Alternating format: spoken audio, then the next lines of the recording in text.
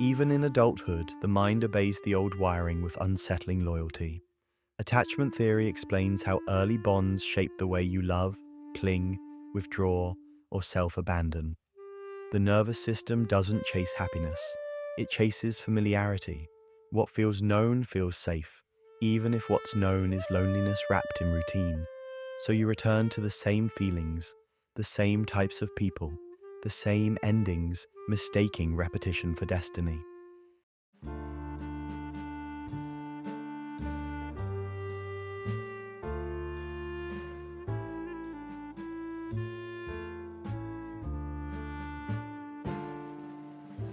At night, when the distractions fall silent, you sometimes feel the shadow press closer, the part of you that knows something is wrong but doesn't know how to stop it.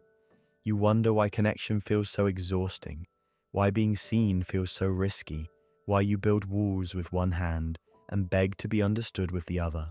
It's like trying to grow a garden without water and calling the soil broken when nothing blooms. And yet, beneath all of this, another question waits quietly, heavier than the rest. If these patterns were learned, what happens when you finally begin to see them clearly? The answer doesn't arrive as comfort. It arrives as responsibility, and that responsibility, once felt, changes the shape of everything that follows. Have you ever stopped in the middle of a familiar mistake and wondered how you ended up here again, as if your feet followed a map you never consciously drew? You tell yourself you've changed, that this time will be different, yet something inside you repeats the same story with new faces, new settings, and the same quiet ending. You chase people who cannot stay. You doubt yourself even when the evidence says otherwise. You sabotage the very peace you claim to crave. And if you're honest, it feels less like a choice and more like a current, something pulling from beneath the surface of your will. You begin to notice the strange glitches in your own behavior, the way someone notices a crack in a mirror. First subtle, then impossible to ignore. A compliment makes you uncomfortable. Silence feels dangerous. Kindness makes you suspicious. You crave love but flinch when it arrives. It's as if a hidden program is running behind your thoughts, making decisions before you even arrive at them. Neuroscience tells us that the majority of our daily actions are driven by subconscious patterns, not conscious choice, but knowing that doesn't soften the ache when you watch yourself repeat what once wounded you. Somewhere inside your memory lives a smaller version of you, a child who learned early what was safe and what was not. Maybe that child learned to stay quiet to avoid conflict, to perform to earn approval, to disappear to survive disappointment. You don't remember the lesson as a lesson. You remember it as personality, as this is just how I am. And so the mask grew with you, adapting to each new stage of life, convincing you that the role you learned to play was your true face. Have you ever wondered why your heart reacts faster than your mind? Why fear arrives before logic, as if something ancient inside you recognizes danger long before you do? Long before you learn the language of self-control, long before you had words like attachment or trauma, your nervous system was already listening, watching, memorizing. Somewhere in the quiet corridors of your earliest years, your patterns took their first breath. Maybe it began at a dinner table where no one asked how your day had been, where the clink of dishes was louder than your voice. You learned, without being told, that silence was safer than interruption. Or perhaps it started in a room where love arrived only when you performed well, when your grades were perfect, when your behavior was exemplary. You learned that affection was not a steady river, but a reward that had to be earned. So you became good at adapting, good at pleasing, good at disappearing when your needs felt too heavy for the room. What you called maturity was often just early obedience in disguise. At night, in the small privacy of your bedroom, you may have stared at the ceiling with questions you didn't yet know how to ask. Why do I feel invisible even when I'm seen? Why does wanting comfort feel like risking rejection? Your brain, still forming its delicate networks, was taking notes. Neuroscience tells us that repeated emotional experiences wire the brain with ruthless efficiency. Love that is unpredictable teaches vigilance. Care that is conditional teaches self-doubt. Absence teaches hyper-independence. And the child, unable to leave the environment, learns instead how to survive inside it. Attachment theory would later give language to these invisible lessons, but you learned them through sensation long before theory arrived. You learned closeness could vanish without warning. You learned that expressing need could lead to withdrawal. So you built your first mask quietly, not out of deceit, but out of necessity. The monster within did not grow from cruelty, but from hunger. The hunger to be safe, to be chosen, to be held without conditions. Even the moments that looked ordinary carried their hidden curriculum. A teacher who ignored your raised hand, a parent too tired to notice your trembling, a promise broken so casually it taught you that trust was a fragile thing. These were not dramatic traumas. They were droplets of experience that slowly carved the canyon of your emotional life.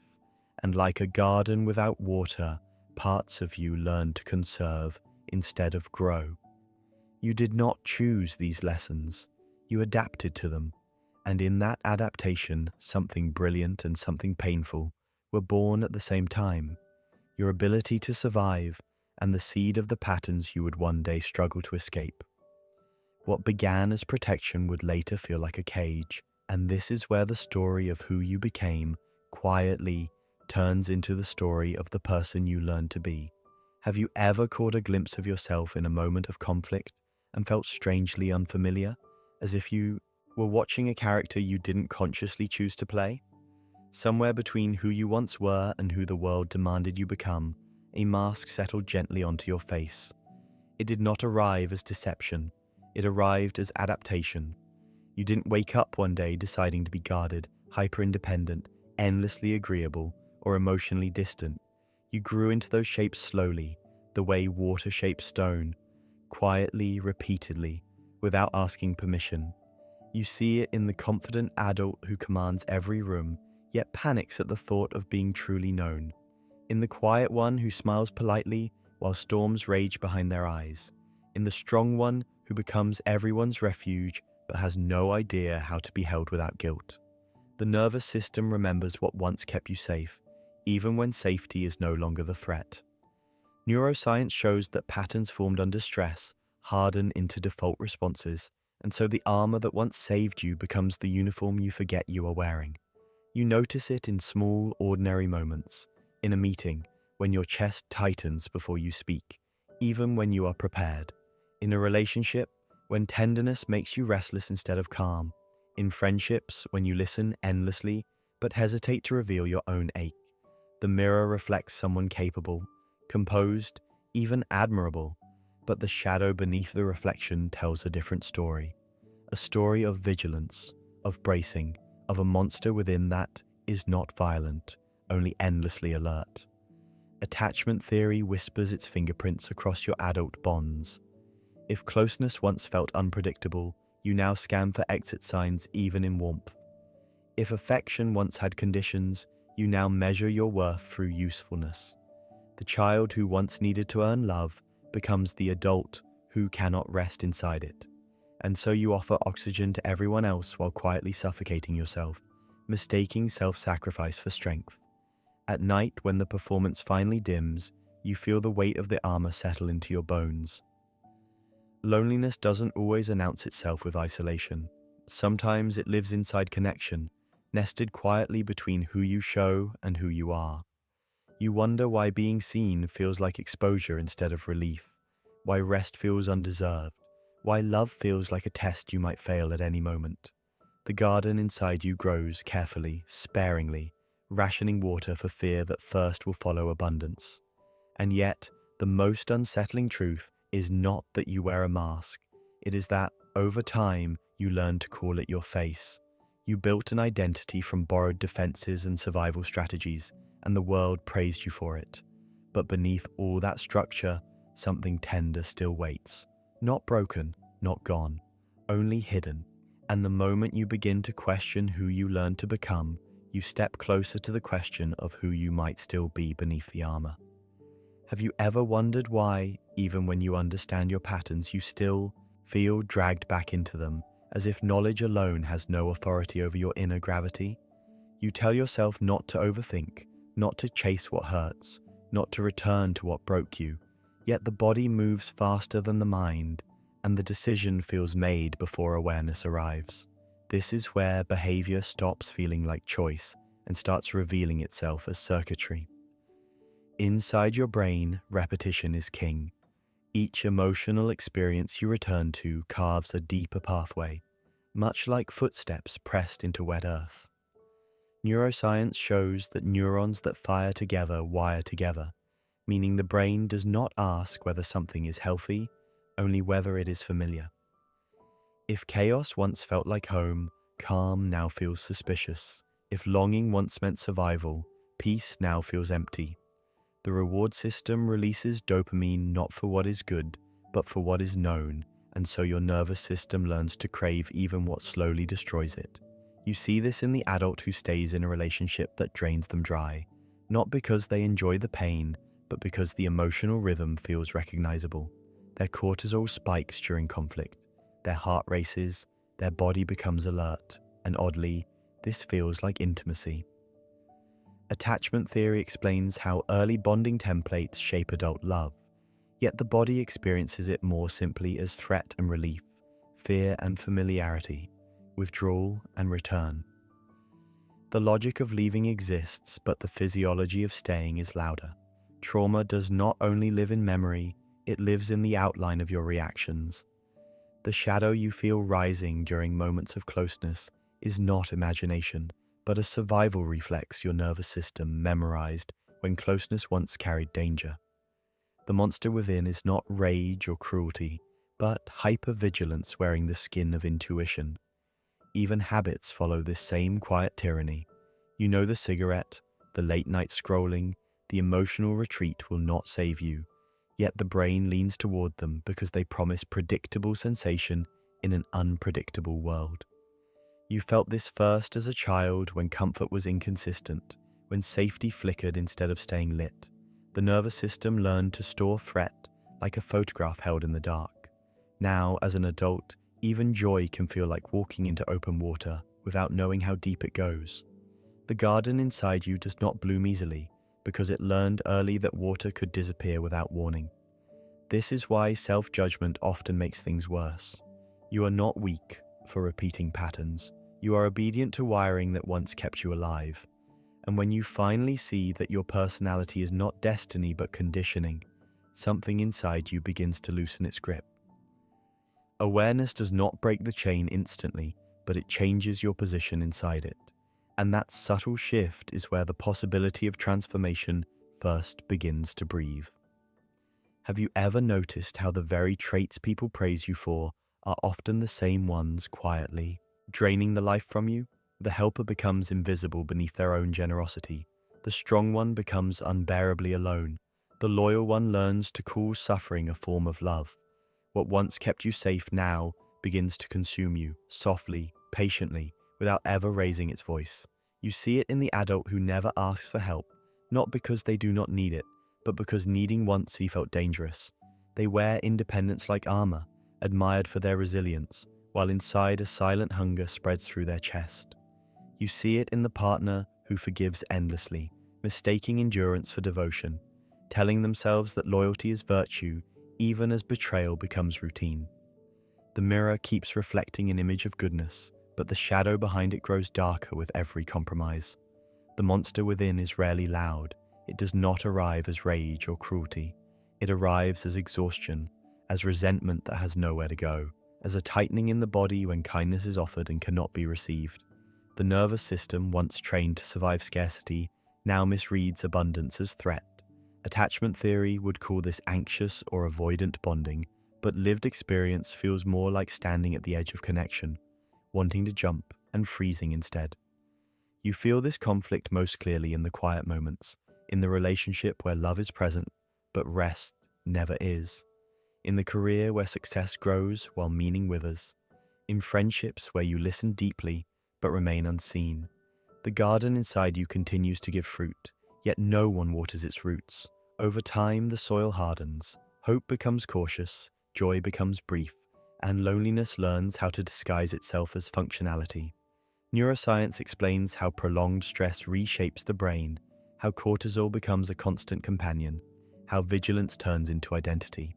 But the emotional cost is not measured in hormones.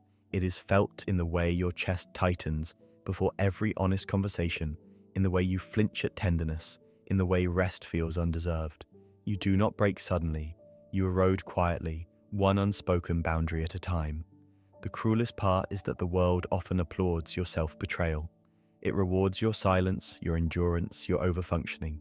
It never asks what it costs you to be this way, and so the pattern tightens its grip. Not through punishment, but through praise.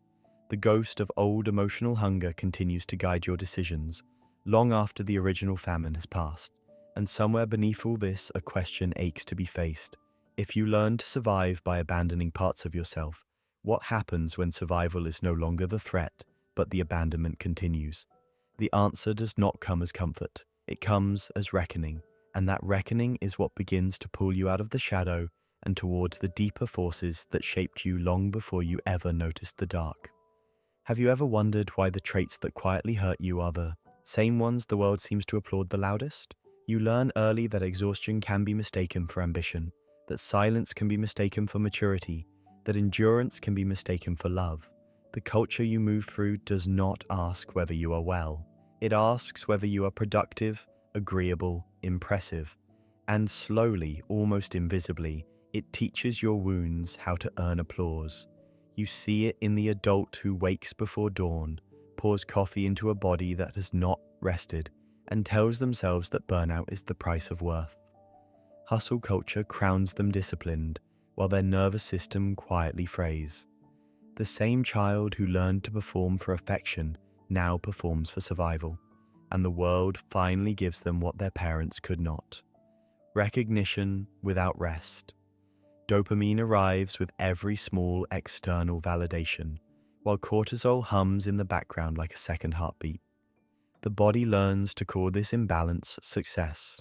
You feel it too in the stories you were taught about love. That sacrifice proves devotion, that jealousy is passion, that staying is nobler than leaving, even when staying slowly hollows you out. Romantic myths glamorize emotional self-abandonment, and the loyal one becomes a hero for enduring what should have never been asked of them. Attachment wounds dressed as destiny pass from screen to screen, from song to song, until pain feels sacred and boundaries feel selfish. Even the word strength has been bent into something unrecognizable. You are praised for swallowing grief without trembling, for being composed in moments that should break you open, for carrying the impossible without complaint. Emotional suppression becomes a badge of honor, while vulnerability is treated like liability. The mask you once built to survive childhood now receives social reinforcement, and the shadow underneath grows deeper with every compliment. Social psychology shows how conformity shapes behavior, how reward systems train obedience more efficiently than force ever could. The world does not need to threaten you into self-betrayal. It simply needs to reward it consistently. Promotions for overwork, praise for resilience without rest, approval for silence instead of truth, and like a well-trained garden left without water, parts of your inner life begin to wither while the surface continues to bloom. Sometimes you become aware of it during a quiet evening, when the noise finally fades. You feel the loneliness beneath your achievements, the resentment beneath your composure, the grief beneath your discipline. You realize that your wounds are not only inherited, they are being rehearsed daily, refined by systems that profit from your exhaustion. And the most painful part is not the manipulation itself. It is how natural it begins to feel. Yet once you see that the world has been training your patterns, not just your parents, the spell begins to fracture. You start to sense that your suffering is not a personal failure, but a cultural condition, and that realization, unsettling as it is, opens the doorway to the emotional cost that comes next. The quiet toll that all this training eventually extracts from the soul. Have you ever felt exhausted without a single dramatic reason to point to, as if something inside you has been slowly wearing down for years without ever announcing itself? The cost of unconscious living rarely arrives as a sudden collapse. It arrives as erosion, as a soft, steady thinning of joy, a quiet retreat of color from the edges of life, until one day you look around and realize you've been surviving for so long that you've forgotten what it feels like to truly arrive. You see it in your own mornings, in the way your body wakes with tension already loaded into the muscles, as if the night never fully gave you back to yourself. Anxiety hums beneath ordinary moments like background static, not loud enough to panic, but too constant to escape. You sit across from people who care about you, who choose you, and yet loneliness still finds a way to sit beside you, polite and persistent. Attachment theory explains this as the echo of old bonds shaping new ones, but lived experience feels simpler and crueler. You can be loved and still feel alone. Years pass and relationships begin to resemble one another, the way rooms in the same old house do. Different faces, identical endings. You recognize the same arguments forming before the words even arrive, the same withdrawal, the same silent hope that this time it will be different. The child who once learned to adapt now inhabits an adult body that keeps adapting long past the point of safety.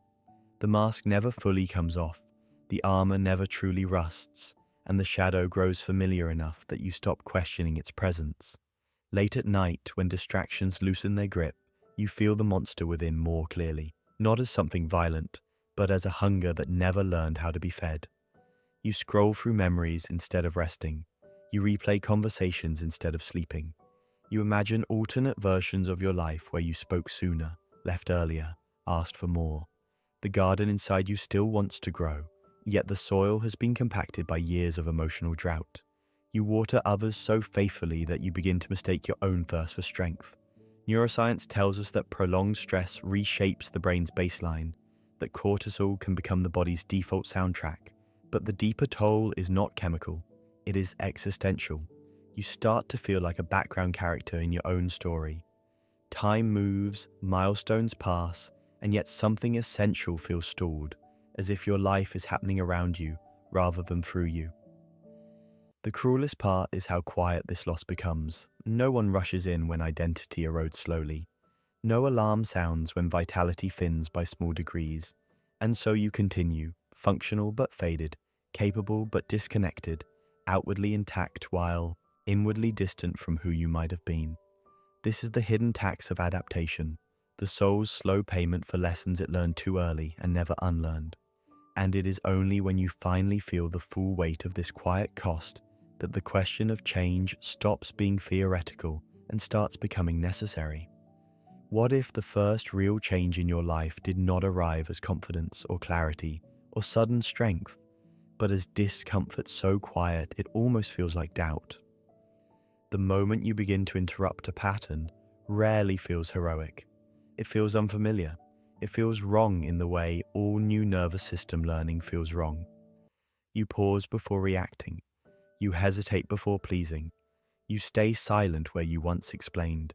And inside your body, something tightens, not because you are unsafe, but because you're no longer obeying the old map. At first, the change is so small it barely looks like change at all. You notice the urge to disappear in a conversation and choose, awkwardly, to remain. You feel the pull to overgive in a relationship and choose, trembling, to hold something back. Your hands shake where they once moved automatically. The brain does not celebrate this. The brain resists it. Neuroscience shows that unfamiliar behavior registers as threat before it registers as growth.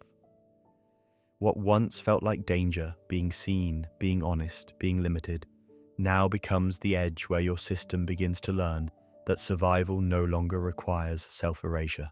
Sometimes the child inside you steps forward without warning. You feel grief rise in moments that do not seem dramatic enough to deserve it. You mourn things you never had, comfort you never learned to trust, protection you learned to replace with vigilance. This grief is not regression. It is restoration. It is the signal that the frozen parts of you are beginning to thaw. The garden does not bloom the moment water returns. The soil must soften first. Boundaries begin quietly too, not as walls, but as moments of pause where your body asks a new question. Do I actually want this? For the first time, you feel the weight of your own needs without immediately dismissing them as selfish. The mask does not fall off all at once. It loosens. The shadow does not vanish. It steps back. The monster within, once fed by constant alertness, begins to grow hungry in a new way, for rest instead of chaos. Nervous system regulation does not feel like meditation in sunlight. Sometimes it feels like sitting with your heartbeat while it tries to outrun a danger that no longer exists. It feels like staying present in the heat of emotion instead of escaping through old exits. Attachment begins to shift not because you force it, but because your body slowly learns that closeness does not have to equal collapse. You realize slowly that healing is not becoming someone stronger, it is becoming someone truer. The version of you that learned to disappear is thanked, not shamed. The armor is not ripped away. It is set down. And the strangest part is this: the more you return to yourself, the more unfamiliar you feel to the world that once trained your wounds so well. Which leaves only one final question hanging in the air. When you are no longer shaped by what happened to you, who do you become instead? Have you ever considered that what you call your flaws might actually be the record of everything you survived? That the behaviors you judge most harshly in yourself may not be signs of something broken, but evidence of something that learned, brilliantly, desperately, how to endure. Somewhere along the way, you were taught a language without words, a survival language of silence, vigilance, performance, withdrawal, endurance, and you spoke it so well for so long that you mistook it for your identity. You learned how to read rooms before you learned how to read books. You learned when to shrink and when to impress. You learned how to disappear inside relationships and how to stay awake inside danger. The nervous system that did this was not cruel, it was protective. Neuroscience would call it adaptation. Attachment theory would call it patterning.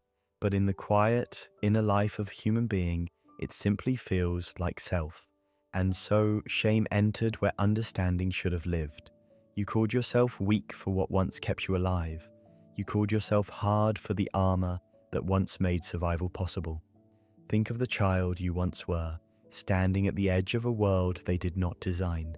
They did not ask for unpredictability, absence, conditional love, or silence. They responded. They adapted. They built meaning out of whatever was available. A mask here, a wall there, a shadow that learned to move first, so the heart would not have to.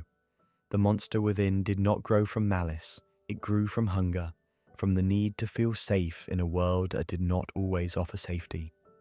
Over time, you forgot the origin of the training. You only lived inside the reflex. You only felt the loneliness of repeating the same emotions in different rooms, with different names, in different seasons of your life.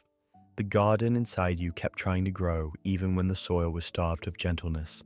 And still, you blame the garden. But identity is not a verdict. It is a process. What you are today is not a confession of what you are forever. You did not arrive finished. You arrived learning, and learning can continue. This does not mean the past dissolves. It means it loosens its grip. You begin to see that shame was never truth. It was just the shadow cast by misunderstanding. You were never broken. You were trained by absence, by inconsistency, by the quiet rules of a world that asked you to adapt before it asked you to belong. And now awareness begins a different kind of training, one that does not demand perfection, only presence, one that does not ask you to erase who you became, only to remember who you were before you had to become anything at all. And perhaps the most haunting truth of all is this: you are not here to fix yourself. You are here to finally meet yourself, without the mask, without the armor, without the language of survival whispering over every choice. What comes after that is not a destination, it is a relationship, and this time it is with your own becoming.